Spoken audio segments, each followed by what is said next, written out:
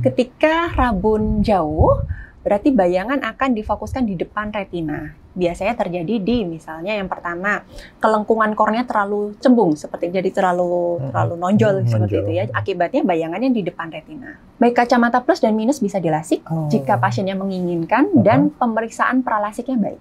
Jadi dalam artian pemeriksaan pralasiknya memenuhi syarat untuk dilakukan lasik. Karena nggak semua orang yang kacamata minus dan plus semuanya bisa dilasik, enggak. Tentu saja semua. Dengan diperiksa dulu, jadi kelengkungan korneanya seperti apa, ketebalan korneanya seperti apa. Kalau semuanya memenuhi syarat, bisa dilakukan lasik.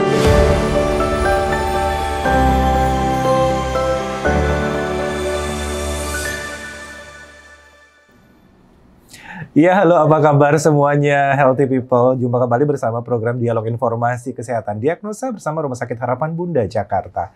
Kali ini kita akan membahas topik yang sangat menarik ya, tentu saja terkait dengan kehidupan sehari-hari, yaitu mengenal mata tua dan juga rabun jauh. Untuk itu saya tidak sendirian, saya sudah ditemani oleh narasumber kita, spesial guest kita pada kesempatan kali ini. Beliau adalah Dr. Dini Hapsari, spesialis mata. Kita langsung sapa, apa kabar? Assalamualaikum dokter. Ya, waalaikumsalam. Sehat ya dok ya? Sehat, dok. Alhamdulillah, luar biasa. Kesempatan pertama kita ketemu dok, ngobrol-ngobrol ya. Iya. Oke dok, langsung aja ya dok ya ke topik kita mengenai mata tua. Atau mungkin bahasa kedokteran disebut presbiopia dok ya. Sebenarnya mungkin dokter bisa ngejelasin seperti apa sih yang disebut dengan mata tua itu atau presbiopia itu dok? Oke, jadi mungkin karena topiknya kita mata tua dan rabun jauh, saya berbicara tentang ini kelompok besarnya dulu. Kelompok besar dulu. Ya. Siap, jadi kelompok besarnya dinamakan kelainan refraksi. Kelainan refraksi. Ya, refraksi adalah suatu proses di mana cahaya masuk ke dalam bola mata dari objek di luar, kemudian jatuh tepat di retina, itu yang normal. Kemudian jika ada sesuatu kelainan di proses refraksi itu dinamakan kelainan refraksi. Kelainan refraksi ada beberapa macam.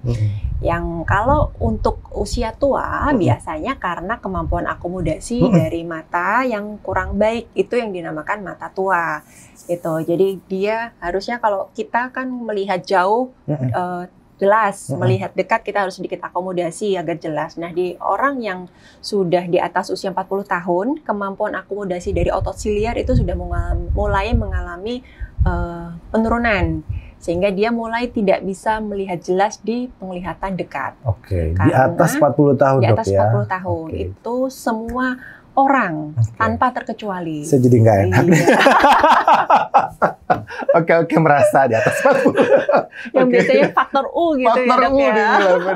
Benar. Oke, jadi karena biasanya ya secara alamiah ya dokter ya? Iya, faktor aging alamiah. Faktor aging alamiah, waduh luar biasa. Jadi perlu dicatat lagi nih buat healthy people bahwa mata tua presbiopia itu merupakan bagian besar daripada kelainan refraksi tadi. Bukan, kelainan refraksi merupakan bagian besar dari semua kelainan kacamata termasuk mata tua atau presbiopia yang biasanya dikoreksi dengan kacamata plus. Kacamata plus. Makanya kalau misalnya orang usia 40 tahun, mana kacamatanya gitu ya. Kalau mau gampang lihat aja kalau ada kacamata mulai turun gini ya. Itu mulai ada plus gitu, tidak bisa dibohongin ya.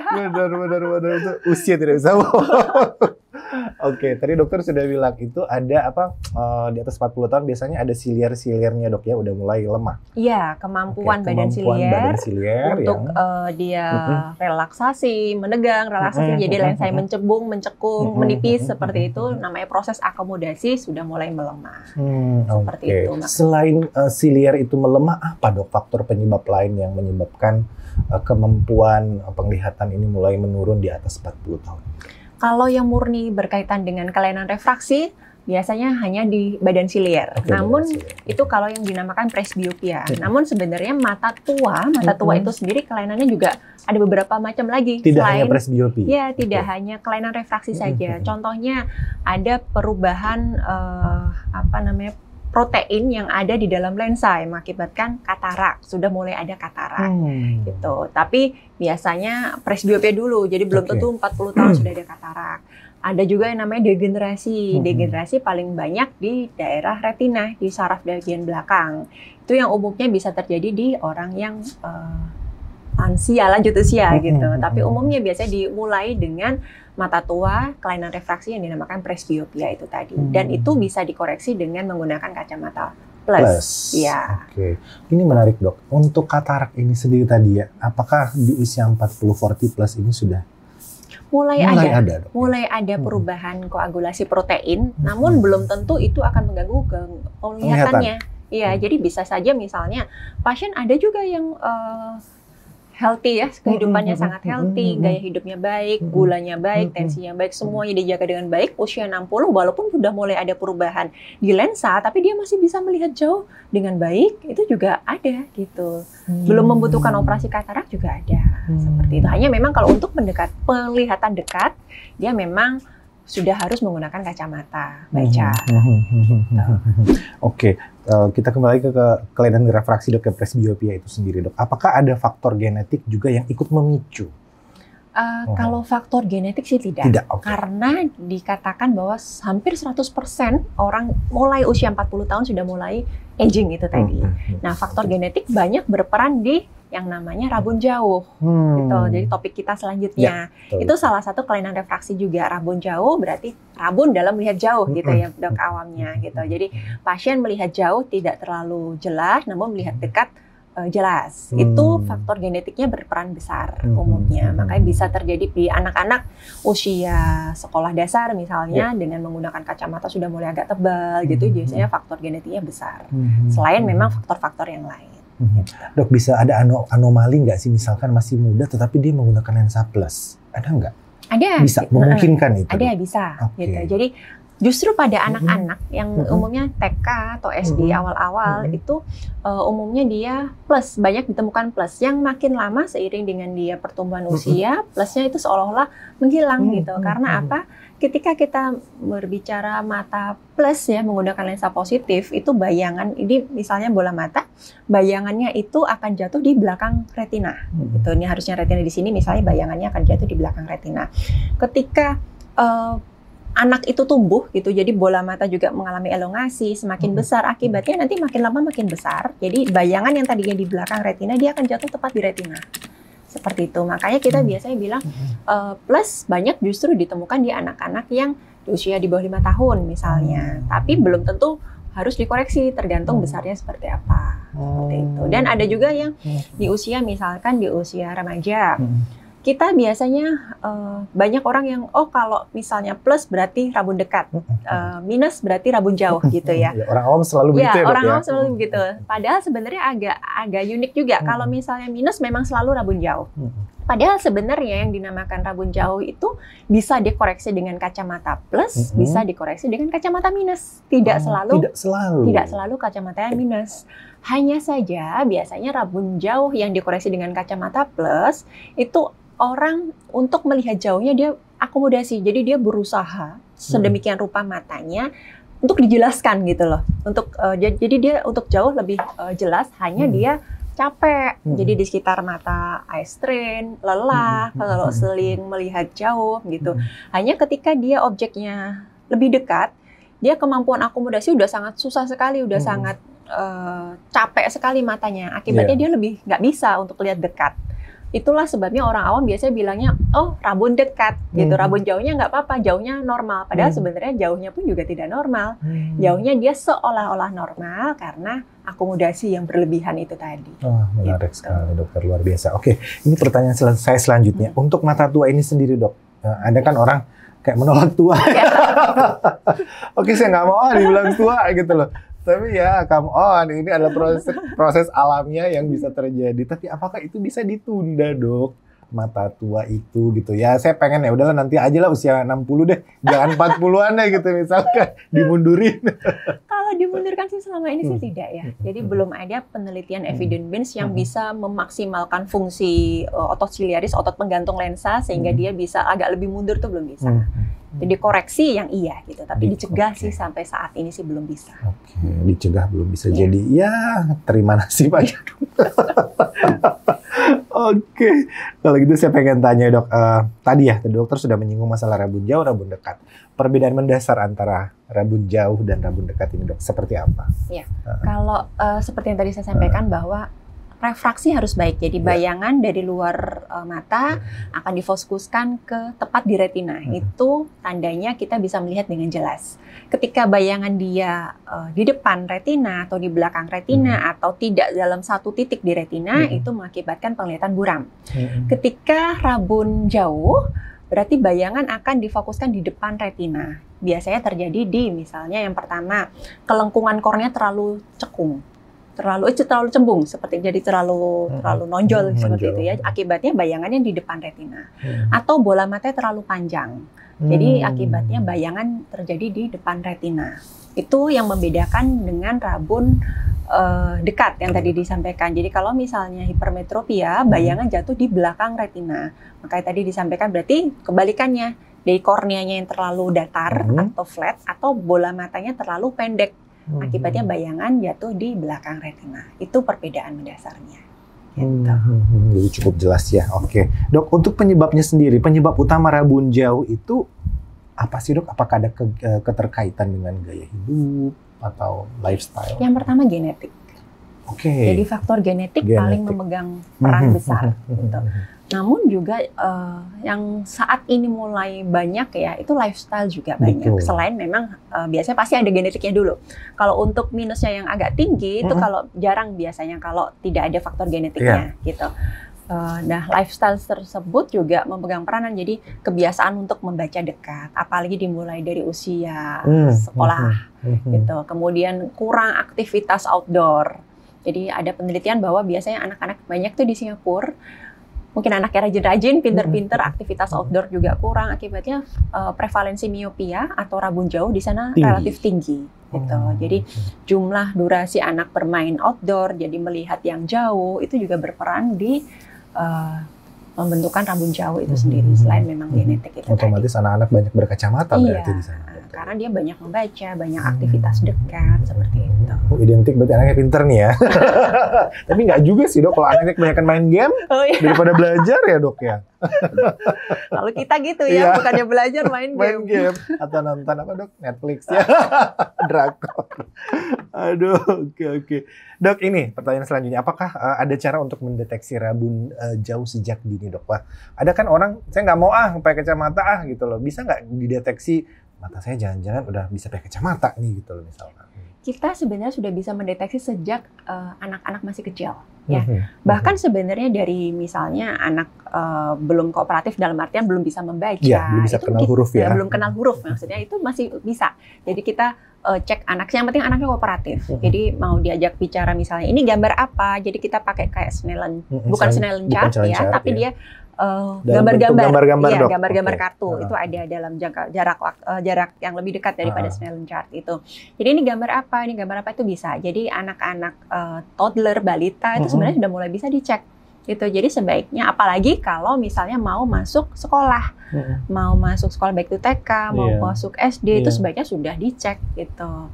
Bahkan kalau misalnya kita mau lihat toddler aja bisa, di bawahnya lagi pun juga bisa, namun pemeriksaannya memang objektif. Jadi kita ada pemeriksaan khusus untuk bisa melihat, misalnya baru 1 tahun, 2 tahun sebenarnya juga bisa dilihat dia seberapa besar kelainan refraksinya, ada pemeriksaan khusus.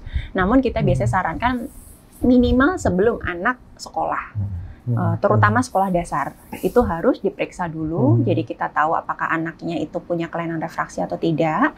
Jika ada kelainan refraksi, sebaiknya dikoreksi sejak awal. Karena apa? Semakin lama tidak dikoreksi, semakin lama anaknya penglihatannya buram, akibatnya bisa mengakibatkan mata malas. Gitu. Kalau mata malas artinya dia sebenarnya strukturnya baik-baik saja, namun setelah dikoreksi dengan menggunakan kacamata dia tetap nggak bisa lihat, gitu. Karena udah saking lamanya si optik saraf mata tidak disuplai oleh penglihatan yang baik. Akibatnya apa? Nanti ketika dia dewasa, misalkan di atas 18 tahun, dia ingin opsi untuk menghilangkan kacamata, misalnya opsi bedah dan lain-lain, itu agak susah. Karena memang walaupun sudah di opsi bedah atau apa, dia juga nggak bisa melihat lebih jelas seperti itu. Makanya jika ada kelainan kacamata, sejak awal harus dikoreksi dengan baik. Seperti itu. Dan kebanyakan orang tua kadang ini dok ya, aduh kok anaknya masih kecil udah harus pakai kacamata sih ya, kasihan gitu. Tapi ya mungkin itu dengan menggunakan kacamata cara terbaik Ya. dok ya. Apalagi kalau misalnya kacamata ukurannya besar, dia tidak dipakaikan atau yang juga timpang misalnya antara kanan dan kiri ukuran kacamata timpang, itu bisa mengakibatkan matanya juling. Gitu. Oke, bisa juling ya? Bisa juling karena itu. Jadi jangan sampai misalnya jangan sampai matanya sampai juling atau jangan sampai matanya mata malas. Saya biasanya selalu bilang ke pasien, nanti kalau malah kasihan sekarang, nanti pas dewasa lebih kasihan lagi gitu. Dia matanya juling, udah nggak bisa dia apa-apain lagi gitu. Jadi sebaiknya dari kecil pakai kacamata dulu, baru deh nanti kalau misalnya kepingin, kan ada yang pengen bebas kacamata, pengen apa, baru deh nanti ketika usia sudah memenuhi syarat untuk bebas kacamata, untuk prosedur bedah dan lain-lain, kita bisa lakukan asal semua mata dalam kondisi baik. Seperti itu. Menarik dok, tadi Pak mata lelah ya dok? Seperti apa sih dok gejala-gejala mata lelah itu? Capek. Capek. Itu biasanya sering terjadi di orang yang mata ada kelainan plus tapi dipaksakan. Gitu. Jadi ngelihat jauh capek, apalagi lihat dekat. Seperti itu. Jadi sekitar mata itu mengalami strain. Jadi ya capek kalau lihat jauh, lihat dekat, membaca capek. Jadi seingit diistirahatkan. Seperti itu. Kadang orang-orang dengan mata tua udah usia 40 tahun tapi masih ada plus, masih kecil misalnya plus 1, berusaha untuk menyangkal bahwa ada faktor U, dipaksakan ngelihatnya. Masih bisa mungkin awal-awal 40, 41 tuh masih bisa, namun lama-lama matanya lelah. Jadi memang gampang capek kalau lihat baca dekat. Pengennya ya udah nggak usah baca aja dulu gitu. Oke, menarik nih buat healthy people ya. Jadi udah mulai banyak pengetahuan ya dari dokter ya, dokter Dini. Oke dok, sekarang kita ke soal diagnosisnya nih dok ya. Apa gejala awal yang harus diwaspadai dok untuk yang kelainan tadi presbiopi dan juga rabun jauh dok? Kalau presbiopi tentu saja mulai kita harus obat di usia 40, biasanya cut off-nya di usia 40. Cut off usia 40, membaca dekat sudah mulai tidak nyaman, belum buram biasanya, tidak nyaman, tapi cepat capek, cepat nggak enak, cepat matanya berair, itu kita harus waspada, mulai ada harus ada penggunaan kacamata plus, presbiopi itu sendiri. Gitu. Ada orang yang umumnya jika dia aktivitas dekat lebih banyak, biasanya kalau di medis itu kayak dokter gigi gitu ya, dokter gigi itu kan aktivitas dekatnya kan banyak gitu. Jadi banyak juga yang orang-orang yang aktivitas seperti itu justru sebelum 40 juga udah mulai ada mata tua. Bisa aja dimulai usia 38, usia 39 itu juga udah mulai ada kelelahan di melihat dekat, itu sebaiknya diperiksakan untuk penglihatannya gitu. Kemudian kalau untuk rabun jauh sendiri dimulai dari usia prasekolah sebenarnya sampai usia remaja, di bawah 18 tahun biasanya diagnosisnya. Tentu saja kalau melihat jauh buram. Jadi biasanya kalau anak-anak agak memicing-micingkan seperti ini gitu. Itu awal-awal kalau dipicing-picingkan kayak gini dia kelihatan karena dia berarti lebih fokus, jadi lebih jelas bayangan akan jatuh di retina. Tapi lama-lama juga nggak bisa dia dipicing-picing. Jadi kalau misalnya ada pasien, kita ibu-ibu orang tua yang anaknya lihat jauh agak dipicing-picingkan atau mulai kedip-kedip begini atau mulai kucek-kucek karena kan anak-anak kan biasanya nggak bisa ngomong ya, dia nggak ngerti bahwa yang jauh itu itu buram, nggak jelas, jadi kadang-kadang dikucek-kucek, kadang-kadang begini-begini. Nah itu sebaiknya mulai diperiksakan. Gitu. Oke, baik. Ini sepertinya ada pertanyaan yang masuk nih dok. Pertanyaannya adalah apakah mata tua dan rabun senja hanya dialami oleh orang tua? Anak muda bisa nggak ya? Gitu. Seperti itu mungkin ya dok pertanyaannya. Oke. Kalau mata tua memang hanya dialami di atas 40 tahun. Namun yang tadi, yang kacamata plus tidak hanya di atas 40 tahun. Jadi bisa saja dia rabun untuk melihat jauh, namun koreksinya menggunakan kacamata plus. Bisa dialami oleh anak-anak usia sekolah, remaja, atau dewasa pun juga bisa. Seperti itu. Jadi tidak terbatas berarti buat orang tua saja. Oke, saya ke pertanyaan selanjutnya dok. Nah, metode pengobatan dok. Oke tadi. Ini mungkin udah masuk ke tahap selanjutnya nih dok ya. Kapan misalkan seorang pasien lah katakanlah atau dokter bisa memutuskan, wah ini sudah harus dioperasi ini pembedahan. Atau mungkin lasik lah ya dok. Nah itu kapan dok? Waktu atau tanda, wah ini sudah harus ke arah sini nih gitu loh jalan keluarnya. Ya. Jadi sebenarnya treatment pertama, first choice-nya untuk kelainan refraksi itu kan kacamata. Gitu. Ada orang-orang yang memang tidak nyaman menggunakan kacamata. Atau profesi tertentu ya dok ya? Nggak boleh militer, kedinasan, gitu kan tidak boleh ada. Kadang atlet, pramugari, pramugari atau atlet yang body kontaknya banyak, gitu kan memang nggak bisa dan susah dia menggunakan kontak lens atau apa, itu disarankan menggunakan non bedah, gitu. Non kacamata, menggunakan bedah, prosedur bedah gitu. Jadi yang pertama orang-orang yang sudah tidak berkenan menggunakan kacamata, capek atau profesi itu. Kemudian itu yang kedua ada indikasi medis sendiri. Sebenarnya contoh indikasi medis di mana kita sarankan surgery dibandingkan dengan kacamata adalah ketika dia timpang terlalu besar antara kanan dan kiri. Jadi kita hanya bisa mengkoreksi biasanya kalau timpang itu maksimal 2 atau 3. Misalkan mata sebelah sini minus 5 misalnya.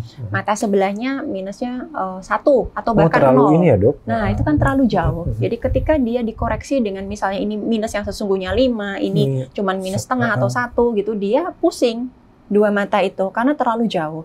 Biasanya kita turunkan yang minus 5 ini. Jadi sampai pasien tidak merasa pusing. Jadi misal 5 tidak bisa diturunkan misalnya ke 4. 4 masih pusing nggak? 4 dan 1 masih pusing, turunkan lagi jadi 3 sampai batas pasien tidak pusing. Umumnya batas toleransi pasien tidak pusing itu bedanya antara 2 dan 3.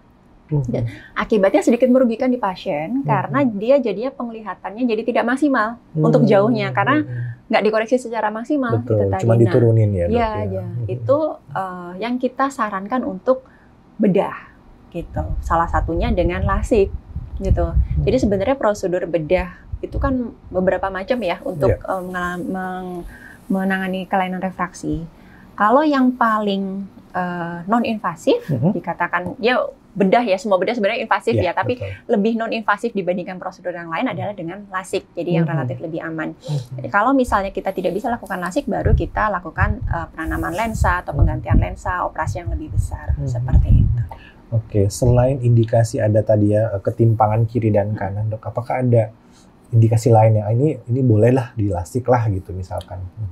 Ya. Jadi umumnya kalau misalnya pasien menginginkan untuk LASIK dan kita lihat dulu pemeriksaan pra-LASIK, jika memenuhi syarat bisa di LASIK. Jadi semua pasien yang menggunakan kacamata jika menginginkan kacamata plus maupun minus, Dok, bisa di LASIK.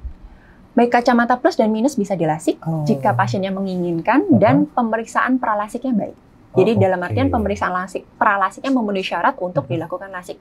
Karena nggak semua orang yang kacamata minus dan plus semuanya bisa di LASIK, enggak. Tentu saja semua. Dengan diperiksa dulu, jadi kelengkungan korneanya seperti apa, ketebalan korneanya seperti apa. Kalau semuanya memenuhi syarat, bisa dilakukan LASIK.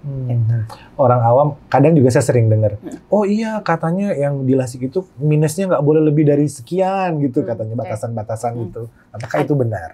Ada juga yang lebih sering ngomong, kalau silinder nggak bisa di LASIK. Nah, itu dia. Itu kan? Ya, jadi bisa. Jadi tadi kita cuma membahas kelainan mata minus plus. Jadi kita belum bahas silinder. Silinder itu kelainan refraksi juga. Jadi kelengkungan korneanya itu tidak rata. Akibatnya bayangan jatuh di retinanya tidak rata. Ada yang di depan, ada yang di belakang, ada yang mungkin di retina. Itu juga bisa dilakukan LASIK. Jadi LASIK bisa mengkoreksi kelainan mata minus, mata plus, silinder atau astigmatisme itu juga bisa. Mata tua juga pada beberapa kasus ada yang bisa gitu. Tapi memang syaratnya sedikit lebih ketat. Jadi ada persyaratan-persyaratan tertentu yang sedikit lebih ketat. Jadi pemeriksaan pra-LASIKnya itu biasanya lebih ketat. Jadi ukuran ketebalan kornea berapa, kemudian besar diameter pupilnya berapa, itu lebih ketat. Namun bisa. Gitu. Kalau memenuhi syarat semuanya bisa. Gitu. Jadi mata silinder bisa, namun sekali lagi kadang-kadang ada orang kalau misalnya di bawah minus tadi ya ditanyakan minus di atas sekian tidak bisa gitu. Itu semua terkait dengan ketebalan kornea. Jadi semakin besar kelainan kacamatanya, jadi misalnya minus 1 sampai minus 10 gitu ya, semakin besar kelainan kacamata itu yang ada pengikisan kornea di LASIK itu. Yang dikikis dia akan semakin banyak gitu. Jadi ibarat kata kayak bola gitu, kadang-kadang dikikis nanti kalau misalnya yang dikikis terlalu banyak akibatnya tebal bolanya terlalu tipis nanti bisa meletus gitu, ibaratnya seperti itu ya kalau awamnya. Jadi kita mempunyai ketebalan minimal dindingnya, jadi kornea itu ada ketebalan minimal di mana boleh maksimal LASIK, dan ini biasanya tiap-tiap orang berbeda. Ada yang orang yang korneanya tebal gitu, saya pernah mendapatkan pasien dengan minus 11, silinder 2 bisa habis, bisa. Tapi dia syaratnya memang kornea tebal. Sedangkan kebalikannya, ada juga orang yang misalnya memang cuman minusnya nggak terlalu besar, minusnya memang mungkin cuma 4 ya, minus moderate, tapi korneanya tipis, jadi bisa aja minusnya nggak habis semua, itu juga bisa. Jadi sekali lagi itu bersifat personal, satu dengan lain itu agak berbeda. Namun keterkaitannya semuanya dengan ketebalan kornea dan besar minus atau plus yang akan atau silinder yang akan dikoreksi. Iya. Soal usia dok, ada batasan tertentu nggak? Minimal usia berapa, maksimal usia berapa untuk LASIK ini? Minimal usia 18. Kenapa 18? Karena usia pertumbuhannya biasanya sudah lewat. Gitu. Jadi kalau fase pertumbuhan biasanya minus atau plus akan cenderung lebih banyak. Gitu. Ada juga yang kalau di luar ada yang mengatakan usia 21, jadi lebih aman. Karena ada juga orang yang ketika usia 18 sampai 21 sedikit masih ada pertumbuhan dikit-dikit gitu ya, tapi biasanya kita menggunakan cut off-nya yang 18 seperti usia pediatrik gitu, 18 gitu. Jadi minimal usia 18 tahun. Maksimal usia biasanya sekitar 40 sampai 45. Karena apa? Bukan karena usia itu sendiri, tapi biasanya kalau di atas 45 sudah mulai ada katarak. Nah, katarak kontraindikasi untuk LASIK. Tapi kalau misalnya kasarannya pasiennya udah usia 40 sekian tahun, belum ada katarak, matanya bagus, semuanya ingin LASIK, silahkan, bisa. Gitu. Jadi LASIK hanya bisa dilakukan di kondisi mata yang baik, normal semuanya. Jadi ketika sudah mulai ada katarak, opsi treatmentnya sudah bukan LASIK lagi. Tidak dianjurkan. Oke, baik. Ini ada pertanyaan, kita baca ya dokter ya. Oke, kalau mata masih normal, sedangkan bekerja setiap hari menggunakan komputer, apakah perlu menggunakan kacamata anti radiasi? Mata normal nih dok, ya, karena setiap hari mungkin kerjanya mungkin dia data analis yang harus di depan laptop terus atau gimana? Ya, ini paling happening sebenarnya ya orang menggunakan kacamata anti radiasi gitu betul. Ya. Jadi tanpa bermaksud untuk mendiskreditkan berbagai pihak ya, sebenarnya radiasi yang didapatkan dari gadget itu sebenarnya tidak terlalu besar. Yang paling besar matahari. Jadi memang kalau misal kita ingin melindungi mata kita dari radiasi, sebaiknya kita menggunakannya kacamata anti UV ketika berada di luar ruangan gitu. Jadi bukan berada di dalam ruangan di depan gadget. Kalau di depan gadget cukup dengan mengatur kontras brightness dari gadgetnya. Tidak perlu dengan menggunakan kacamata anti radiasi atau apa, karena memang hingga saat ini evidence base-nya dari data penelitian itu belum ada yang benar-benar terbukti bahwa kacamata anti radiasi ini berfungsi dengan baik untuk menjaga kesehatan mata seperti itu. Kalaupun mata mulai perih, lelah, itu mungkin dipejamkan, diistirahatkan saja. Ya, ada yang namanya Rule 20. Jadi, Rule 20, seperti apa tuh dok? Kita membaca atau beraktivitas, mata kita bekerja selama 20 menit, kita sebaiknya istirahat dulu 20 detik, melihat objek yang 20 feet. 20 feet itu kurang lebih 6 meter, jadi objek jauh. Oke, 6 meter jadi ya. Berhenti dulu 20 menit, berhenti dulu gitu, baru berhenti dulu 20 detik, habis gitu kita lakukan lagi. Berhenti bisa dengan memejamkan mata sebentar ya dok? Gitu. Sebaiknya melihat yang jauh. Oh, lihat jauh? Oke, iya. lihat jauh. Kalau misalkan dia kerja di ruangan tertutup ya? Ya, gitu. seperti ini yang jauh, 6 meter lah kira-kira gitu. Oke. Atau jalan-jalan dulu keluar. Iya, jalan, ya lihat jendela mungkin keluar. Lihat ke ruangan sebelah gitu. Baik, dok, kita kembali ke LASIK nih. Banyak orang awam juga pengen tanya, LASIK itu perlu dirawat nggak sih? Nah, bisa langsung pulang nggak sih pasiennya atau seperti apa sih dok? LASIK langsung pulang. Jadi biusnya, jangan khawatir dengan biusnya cuma bius tetes, tidak ada disuntik, tidak ada apa, jadi hanya bius tetes, pengerjaan relatif singkat. Kalau pasiennya kooperatif tuh bisa singkat banget, habis itu sudah langsung pulang. Gitu, bahkan yang tidak perlu diperban atau apa, tidak. Paling kita cukup menggunakan kacamata pelindung ya, kacamata pelindung biar nggak kena air atau kena debu gitu. Tapi tetap udah bisa melihat gitu tanpa ditutup-tutup itu. Nggak perlu langsung pulang. Nggak usah langsung pulang. Langsung pulang. Bahkan saya pernah melasik pasien dokter Objin. Oke. Dokter Objin habis dilasik, besok paginya langsung operasi lagi. Nggak usah ditutup-tutup, pulang sendiri. Nggak ada pantangan dok, habis operasi nggak boleh apa gitu. Nggak boleh terkena air. Air aja. Nggak boleh terkena air, nggak boleh kena debu, itu paling nggak 1 minggu dulu. Kemudian biasanya tidak boleh berenang selama 1 bulan. Kalau misalkan dia mau wudhu, mau sholat, gimana tuh dok? Berarti harus tayamum dulu. Tayamum dulu ya. Karena nggak boleh kena air dulu. Betul ya. Ya Allah Maha mempermudah ya, Dok. Insya Allah. Insya Allah. Oke, ini saya mau tanya lagi, Dok, soal penggunaan kacamata progresif ya atau bifokal, Dok. Apakah ini efektif untuk pasien atau penderita mata tua, Dok? Kacamata progresif. Ya, opsi pertamanya memang penggunaan kacamata progresif atau bifokal. Hanya memang kadang-kadang ada yang merasa pusing, nggak nyaman. Awal-awal mungkin ya, Dok. Iya, kayak gitu. Saya awal-awal progresif. Jadi bisa aja opsinya, misalnya kacamatanya 2 gitu, kacamata jauh sendiri, dekat sendiri, tapi memang agak repot ya ganti-ganti kacamata. Atau opsinya juga LASIK juga bisa kalau memenuhi syarat untuk dilakukan LASIK pada mata tua. Gitu. Oke, Dok, saya mau tanya lagi nih. Ada nggak sih misalkan kegiatan tertentu, aktivitas tertentu yang dapat membantu menjaga kesehatan mata kita nih, ya supaya terlindung dari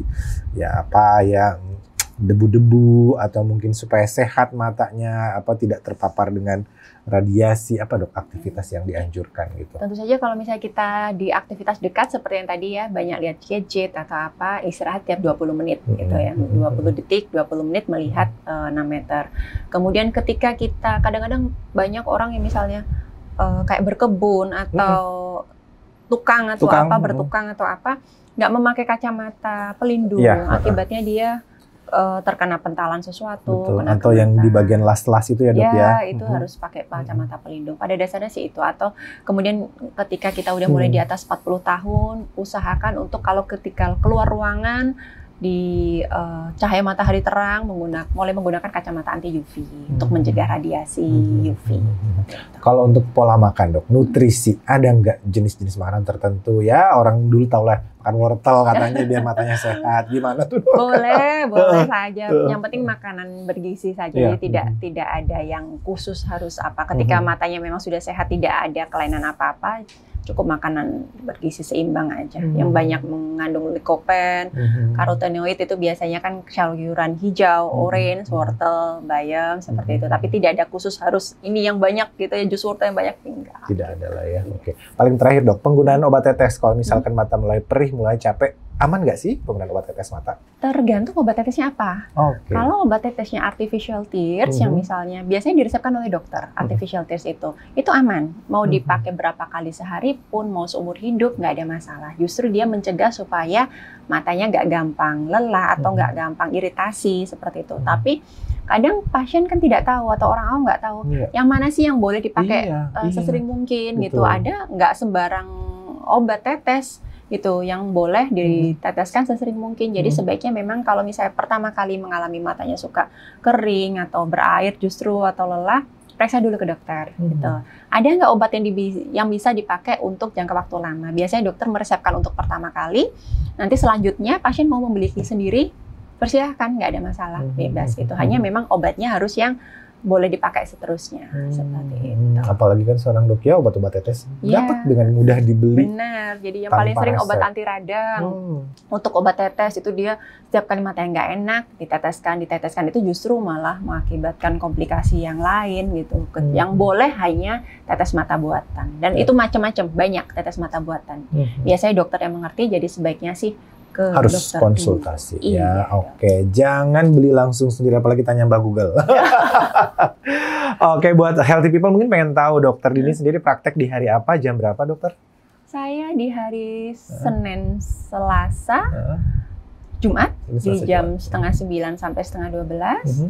Kemudian di hari Kamis sore jam 16 sampai 19. Kemudian hari Sabtu jam 11 sampai jam 13. Hampir setiap hari kecuali di Harapan Bunda, kecuali hari Rabu. Kecuali hari Rabu ya. Jadi yang mau konsultasi, yang mau ngobrol-ngobrol ya.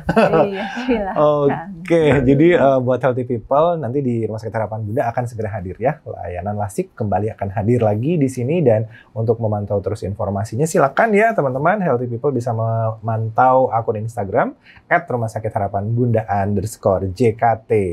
Oke. Baik, terima kasih sekali lagi Dokter Dini. Terima kasih, Dok. Insya Allah kita ngobrol-ngobrol lagi Dok dengan topik-topik yang lain yang lebih menarik Dokter ya. Jangan kapok Dok ya. Sehat selalu Dokter. Semoga semakin banyak pasien yang datang ke Dokter Dini. Oke, kita ketemu lagi ya Healthy People di lain kesempatan. Terima kasih sekali lagi. Sampai jumpa dan keep healthy.